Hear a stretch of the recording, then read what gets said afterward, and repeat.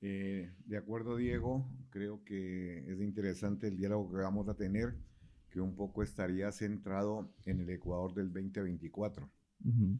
que lamentablemente para todo el país había una esperanza cuando se eligió a este gobierno interino, pensando que, bueno, era una persona joven, que podía tener buenas ideas, que tenía idea y sobre todo conocía cómo estaba el país y las propuestas que estaba haciendo, pero lamentablemente ya van a ser 5 meses de gobierno y definitivamente no da con una. Ujú. Desde lo que ofreció en su campaña, todo lo que ha hecho es justamente lo contrario. No voy a subir impuestos, subió impuestos. Ya está arreglado el tema eléctrico, no hizo nada. Y así podríamos hablar de todas las mentiras que ha lanzado. Un poco dentro, más que como broma, le ganó al señor presidente anterior Lazo, que se Ujú. caracterizó por mentiroso. Ok. El señor Novoa ahora es un mitómano graduado. Y lamentablemente en nuestro país, ¿qué es lo que pasó? Cuando estuvo Lenin Moreno y Ok. se fue, todo el mundo dijimos, incluido yo, no puede haber nadie más malo que Moreno. Llegó Lazo y le ganó, pero en menos de un mes. Se fue Lazo porque lo votaron, más que se fue. Igual, nadie puede ser peor que el señor Lazo. Y llegó este muchachito, hijo de papi, y en los 4 meses ya le ganó a los dos anteriores. Y lamentablemente la situación del país cada vez sigue para abajo, en retroceso. Y más aún ahora con el problema eléctrico que tenemos de apagones de 6 7 8 horas diarias. Imposible que una economía pueda funcionar así. ¿Eso qué es lo que está provocando? Más desempleo, que la delincuencia aumente y que una serie de empresas que lograron superar el tema COVID comiencen nuevamente a naufragar. Y sobre todo que no hay una solución inmediata. Eso es lo más grave. Aquí me parece un tema interesante que toca sobre Daniel Noboa, porque antes de él tuvimos en Latinoamérica la fiebre de El Salvador, de Nayib Bukele, que todo el mundo decía es el presidente más joven que ha tenido Latinoamérica y todo este tipo de temas. Y ahora llega Daniel Noboa, digamos, de unas edades similares. Yo te quiero preguntar aquí si Daniel Noboa es el presidente que necesitaba Ecuador, viniendo de una alta sociedad que se dice que sube al Estado para, digamos, beneficiar como a la clase alta, a las empresas. ¿Cómo ves tú desde tu perspectiva, cómo ves esa parte? A ver, yo creo que primero no hay un poco cómo comparar a Bukele con Daniel Noboa, porque la Ujú. situación de El Salvador son totalmente diferentes.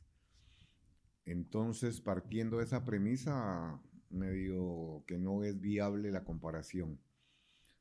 ¿Por qué gana Novoa?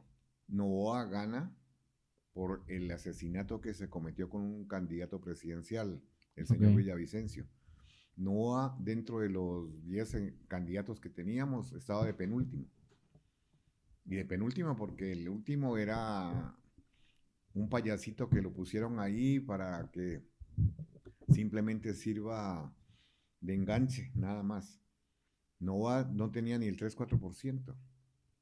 Cuando se presentó. Cuando se presentó durante todo el proceso electoral, Ok. matan a Villavicencio y enseguida Novoa no es que se disparó. En el debate comenzó a tener cierto protagonismo, pero era una persona que no podía hablar. Una persona que contestaba todo, sí, no, bueno, voy a ver, voy a hacer. Cuando le preguntaron, por ejemplo, de la electricidad, ¿qué dijo? No, no, el problema no es eléctrico, es la transmisión y yo voy a mejorar la transmisión. Con eso no se soluciona un problema de esa naturaleza. Y cosas similares dijo también, no, no, yo no voy a subir el IVA. Imposible. Era un Ujú. impuesto regresivo. Sin embargo, fue lo primero que hizo cuando estuvo en el gobierno. Igual, hay que cobrar las deudas a todos, que paguen. Y la familia de él se benefició con una ley que les permitió evadir 93 millones de impuestos.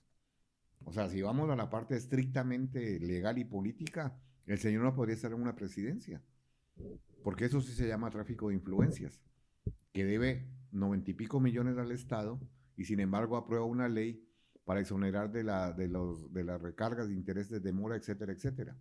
Y simplemente dijo que no va a pagar, punto. Y así por el estilo. Entonces yo creo que el señor no estaba preparado para ser gobernante. Hay una improvisación total en el tema diplomático, ni se diga.